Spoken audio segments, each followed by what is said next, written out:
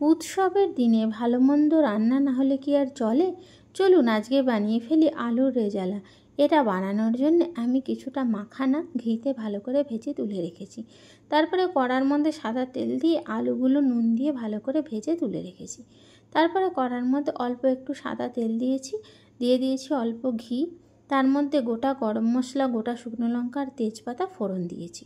দিয়ে দিয়েছি পোস্ত বাটা, কাজু বাটা, আমন্ড বাটা আর চারমগজ বাটা। পেস্টটা ভালো করে কষিয়ে নিয়েছি। দিয়ে দিয়েছি নুন আর ধনের গুঁড়ো। ভালো করে কষানো হয়ে গেলে দিয়ে দিয়েছি উপর থেকে ফ্যাটানো টক দই। মশলাটা আবার আমি কিছুক্ষণ কষিয়ে নিয়েছি। দিয়ে দিয়েছি চিনি।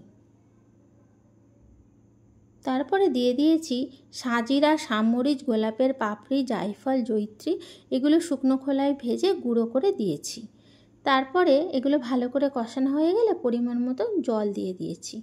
নুন আর চিনিটা আপনারা আপনাদের টেস্ট অনুযায়ী দেবেন। তারপরে আলুগুলোও দিয়ে দিয়েছি। ঝোলটা আমার ফুটে গেছে। ওপর থেকে দিয়ে দিয়েছি কেওড়া জল আর গোলাপ জল।